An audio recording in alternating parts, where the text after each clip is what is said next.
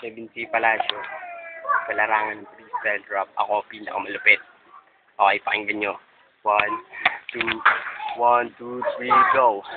Sige na, halika, pakinggan ng mga salita binibitawan ng isang makat, hindi malaman ng mga kalabak ko paano makakumay ng mga taktika na ginagamit na pinakamalupit. Sa laro ko pagkakong nabig sa mga katugaling na uwi sa kamatay na hindi namamalaya ko paano ko to hinatad ng mga salita na babalamin, na babati, dugo ng subok at tapatan ng mga banatan na patkin na ulit sa mga malulupit, umulat ang mga mataupang yung maunuwa na kahit gano'n karami hindi magagawa na ng mga alabas sa mga matuloy na taga.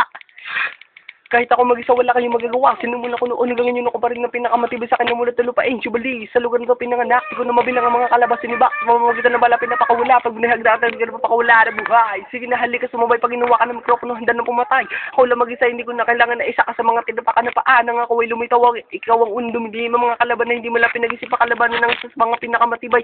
Di na nakawala sa mga kapahamakan na dulot ang kayabangan at mga pangasan. Makinig ka sa akin mga babalan na pahiwatig na paparating sa kuna. Di mo na pinipigilan na ang mga pag-atake sa lahat ng ay mga biktima. Abang ala ko'y Kevin, ba't na nagkakabitilago na wala ka lang tukatakot sa kutuwan. Kahit na gano'n karami ang mga kalabak ko, ako lang ang mag-isa kaya kong tapatan. Sige, subukan mo, maana ang mga salita at kung ilang mga kalabak ko pinataob. Para di ka na magulat pag ikaw ay napabilang sa aking mga biktima, wala samahan na loob. Ilang taon na ba, dumaamulan ng binitaw ako, mga susunod na kataga, na para ba sa kita, di mo malamak ang bakit ba hanggang ngayon, sa isipan mo tumataga.